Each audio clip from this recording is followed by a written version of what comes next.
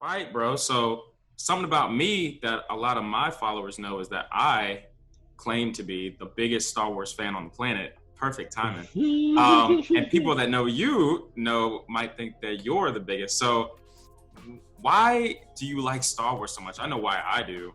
I don't know why anyone wouldn't. But why do you like it so much, and what made you want to incorporate that in like projects and music sometimes? Yeah, man. So I didn't grow up on, you know, the originals. Obviously, the original came out in the '70s, so I wasn't even alive. But as far as like being a kid and seeing it, or even a teenager, like I didn't come across like the ones that were released in the 2000s. I didn't even pay attention to those joints at all. I wasn't on that type of time at all. That just wasn't what I was about as far as movies were concerned at that point in time. But when I got older, man, and I got married and things started going slower and you're able to pay attention to stuff more and catch different stuff. My father-in-law, his brother had this movie store, and it was like his mom and pop joint, and he gave it to my father-in-law. So my father-in-law, before I was even married to my wife, they had this movie store, and so we were able to get like screeners and stuff. Right. And so like you would at Blockbuster, and he had the joints from the 2000s, but then he also had the original Star Wars, the VHS cassettes, and the new one was about to come out. Right.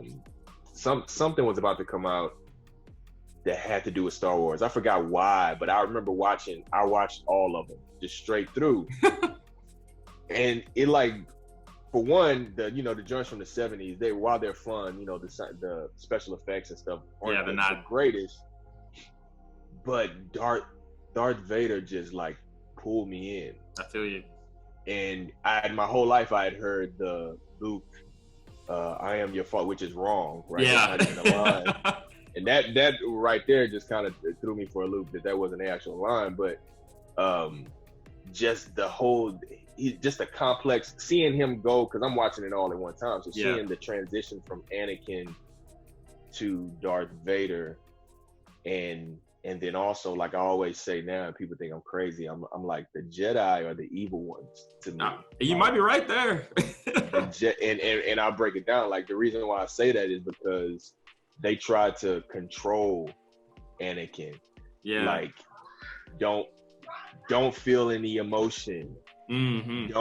Don't love. Don't marry. Like, don't marry. Don't fall in love. And I'm like, and having a wife and having kids, and then seeing that, I'm like, wait a minute. Like, this is, you know what I mean? So I fell in love with the character of Anakin to Darth.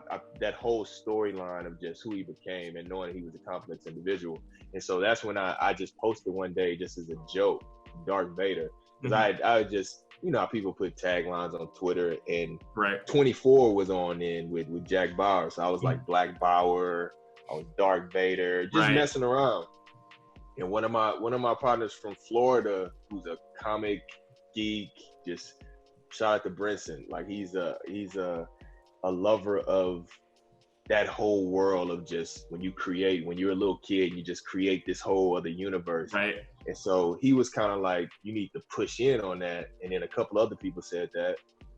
And it just kind of took shape. And one day I was just messing around. I was like, man, I'm going to create a mixtape called, the Darth Vader mixtape. And when I didn't produce it, people were like, where's the mixtape? Where's it at?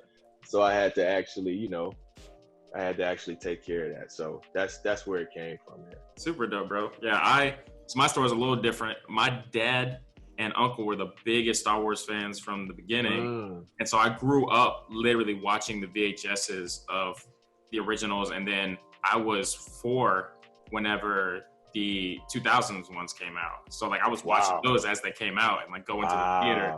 So I was like, I loved it from the jump. I'm one of those fans where like the newer ones come out, I still go see them because I'm a big Star Wars fan, but I'm also like nitpicking, and I'm like, this is wrong, this is wrong, I don't like this. But I don't even know how I got to it. I think I wrote one Star Wars based song and just decided I was going to make a whole album that was going to be Dreadhead Lando. I was going to be a black Jedi because there's not a lot of them. And to this day, it's something where I struggle to kill it off. Like, I love Star Wars, but people are like, you're the guy who raps about Star Wars only, right? And I'm like, no, like, I don't even do that no more. Yeah, it's hard to shake that once you turn, because I'm like, I wanted to stop. And then people are like, what's up with, Darth Vader 3? Like, what's up with that? And then I played around with the idea of doing it. I have a few songs, but I'm kind of like, I don't want to be that guy forever. Where I just, forever. I love it, but not enough to be the Darth Vader rapper. Got you. Well, I'll say so. Not gonna lie. So when I was younger, I would say, like, you know how we all go through this identity crisis type thing when we're younger? That's good. Yeah, kind of. Like, you don't want to be like friends, indie friends. Oh, okay. So do wonders like AI anomalies. I know that, right? Saga, who was on the same beats. You're definitely more lyrical. So, like, you're not. I actually knew a guy in Miami that he was going to the same show. And I tweeted like last week that someday I'm gonna have a song with him. I don't know how it's gonna happen, but it's gonna happen.